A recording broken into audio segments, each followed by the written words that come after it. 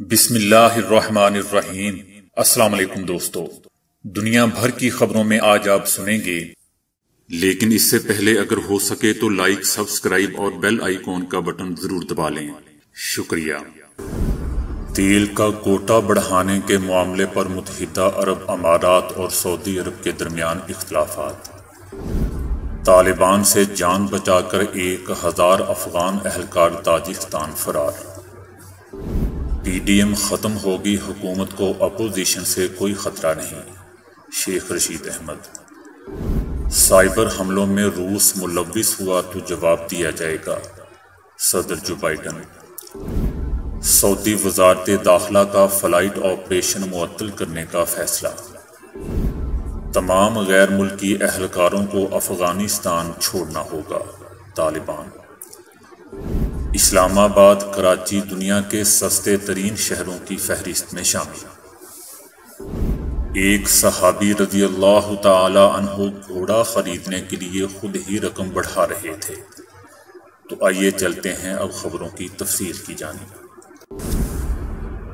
متحدہ عرب امارات نے تیل پیدا کرنے والے ممالک کی تنظیم اوپیک کی جانب سے 2022 کے اختتام تک تیل کی پیداوار کم رکھنے کے منصوبے کی مخالفت کرتی ہے۔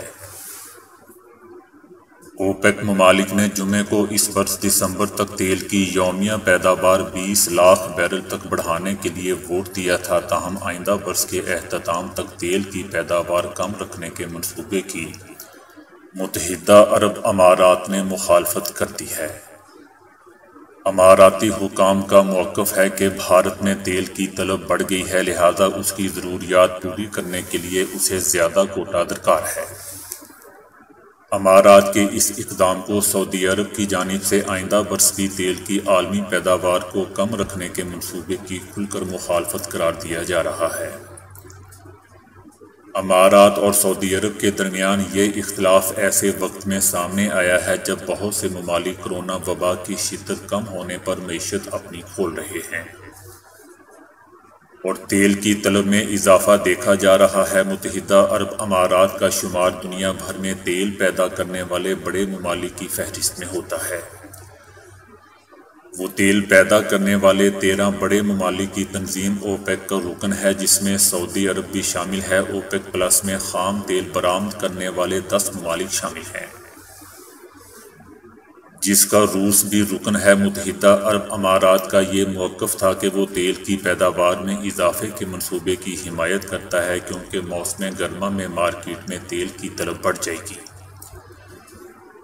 ماہرین کے مطابق امارات نے حالیہ عرصہ میں اپنے تیل کی پیداواری صلاحیت میں اضافہ کیا ہے۔ البتہ سعودی عرب کا یہ موقف ہے کہ اگر امارات کو تیل کی پیداوار بڑھانے کی اجازت دی گئی تو دیگر رکن ممالک اس معاملے میں احتجاج کر سکتے ہیں۔ دوستو، یاد رہے کہ کرونا وبا کی وجہ سے ایئر لائن انڈسٹریز اور مختلف صنعتیں بند ہونے کی وجہ سے گزشتہ سال تیل کی قیمتوں میں نمایاں کمی آئی تھی، جس کی وجہ سے تیل پیدا کرنے والے ممالک کو معاشی خسارے کا بھی سامنا کرنا پڑا تھا۔ تاجکستان کی قومی سلامتی کمیٹی کا کہنا ہے کہ 1000 سے زائد افغان اہلکاروں نے طالبان کے ساتھ جھڑپوں کے بعد پیر کو تاجکستان کا رخ کیا ہے۔ افغانستان کی سرکاری آرمی کو طالبان کے حملوں کی توقع نہیں تھی۔ امریکی اور بین الاقوامی فوجی دستوں کا ملک سے انخلاء ہو رہا ہے اور ایسے میں طالبان نے شمالی افغانستان میں حالیہ ہفتوں میں کئی بڑی جارحانہ کارروائیاں کی ہیں۔ پیر کو تاجکستان کی قومی سلامتی کمیٹی نے بتایا کہ 1037 افغان اہلکار رات کو طالبان کے ساتھ جھڑپوں کے بعد اپنی جانیں بچانے کے لیے ان کے ملک میں پہنچ گئے۔ اچھے ہمسائے کے اصولوں اور افغانستان کے اندرونی معاملات میں دخل اندازی نہ کرنے کی پالیسی پر عمل پیرا ہوتے ہوئے افغان حکومتی فورسز کے عسکری اہلکاروں کو تاجکستان کی حدود میں داخل ہونے کی اجازت دی گئی۔ طالبان نے بدخشاں صوبے کے 6 اضلاع کا مکمل کنٹرول سنبھال لیا ہے۔ سینکڑوں افغان دستے مئی کے اوائل میں طالبان کے حملوں کی وجہ سے تاجکستان کی حدود میں پہلے ہی داخل ہو چکے تھے۔ طالبان نے افغانستان کے درجنوں اضلاع پر قبضہ کر لیا ہے، جس سے یہ خدشات جنم لے رہے ہیں کہ ستمبر میں امریکی اہلکاروں کے مکمل انخلاء کے بعد افغان فوج کو طالبان کے سامنے جھکنا ہی پڑے گا۔ دوسری طرف افغانستان کے بگرام ایئر بیس سے امریکی اہلکاروں کے انخلاء کے بعد بھارتی اہلکار بھی فوری طور پر اپنے ملک روانہ ہو رہے ہیں۔ امریکی اہلکاروں کے جاتے ہی بھارتی اہلکاروں نے بھی فضائی اڈہ جلد از جلد چھوڑنے میں آفت جانی اور ان اہلکاروں کو لینے بھارت سے کارگو جہاز C-17 افغانستان پہنچا ہے۔ گزشتہ 24 گھنٹوں کے دوران بھارتی طیارہ 3 پروازوں کے ذریعے سینکڑوں اہلکاروں کو لے کر واپس ہندوستان پہنچا ہے۔ کارگو طیارے میں کوئی سامان نہیں تھا، تاہم بھارت کی خفیہ ایجنسی را کے اہلکار موجود تھے جو افغانستان میں کئی عرصے سے خفیہ طور پر تعینات تھے۔ ان ایجنٹوں کو فوری طور پر افغانستان سے نکالنے کے انتظامات کیے گئے ہیں۔ دوستو، یاد رہے کہ 2 روز پہلے ہی امریکی اہلکاروں نے افغانستان میں اپنے سب سے بڑے فضائی اڈے بگرام ایئر بیس کو خالی کر کے افغان حکومت کے حوالے کر دیا تھا۔ طالبان نے افغان سیکیورٹی فورسز سے گھمسان کی لڑائی کے بعد قندھار کے اہم ترین ضلع پنجبائی سمیت 14 اضلاع کا کنٹرول حاصل کر لیا ہے۔ 2 دن سے جاری شدید جھڑپ کے بعد طالبان نے پولیس ہیڈ کوارٹر اور گورنر ہاؤس کا کنٹرول سنبھال کر اپنا پرچم لہرا دیا، جبکہ افغان پولیس کے دیگر اہلکار فرار ہو گئے۔ امریکی اہلکاروں کے انخلاء کے بعد افغانستان میں طالبان کی پیش قدمی جاری ہے اور گزشتہ 24 گھنٹے کے دوران افغانستان سے مزید 13 اضلاع پر قبضہ کر لیا گیا ہے، جبکہ مزید کئی علاقوں میں بھی پیش قدمی جاری ہے۔ برطانیہ کے سابق آرمی چیف نے طالبان کو افغان لڑائی کا فاتحہ قرار دے دیا ہے اور عالمی اداروں سے لڑائی زدہ ملک میں اتحادی اہلکاروں کے فوجی آپریشن کی تحقیقات کا مطالبہ بھی کیا ہے۔ دوستو، یاد رہے کہ افغانستان سے غیر ملکی اہلکاروں کے انخلاء کا سلسلہ تیزی سے جاری ہے، جس کے دوران افغان طالبان نے امریکی اہلکاروں کی گاڑیوں اور بھاری اسلحے پر قبضہ کر کے متعدد علاقوں میں اپنی حکومت قائم کر لی ہے۔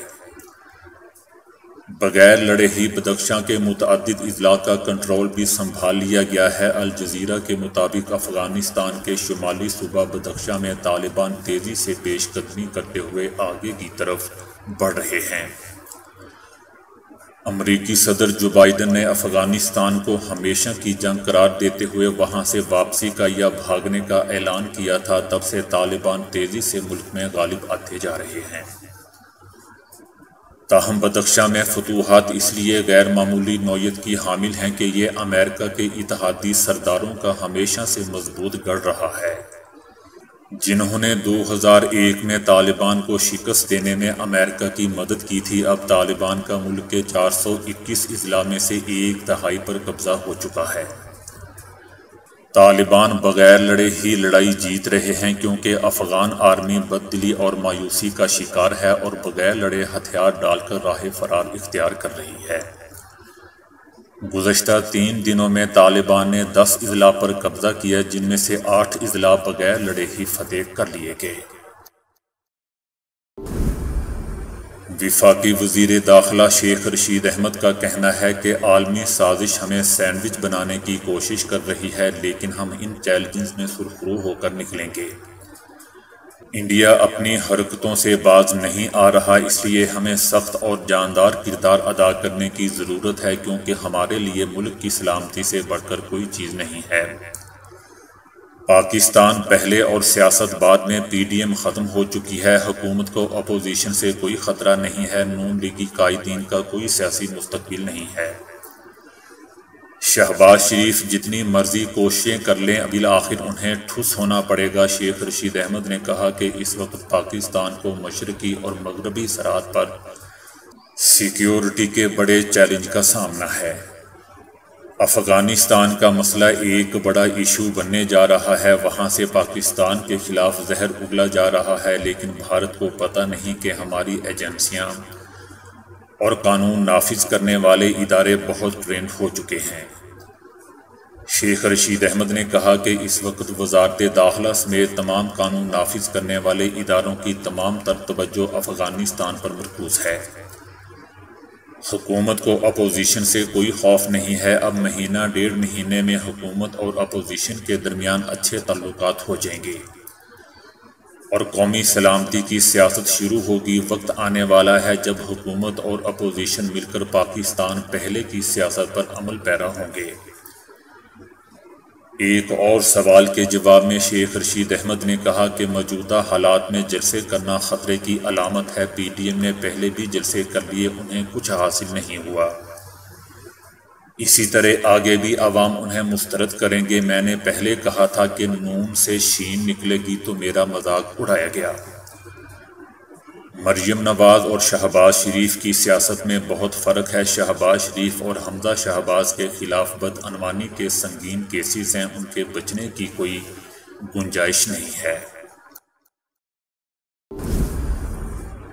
امریکی صدر جو بائیڈن نے کہا ہے کہ سائبر حملوں میں روس ملوث ہوا تو جواب دیا جائے گا۔ صدر جو بائیڈن نے امریکہ کے انٹیلی جنس اداروں کو اس ضمن میں تحقیقات کا باقاعدہ حکم دے دیا ہے۔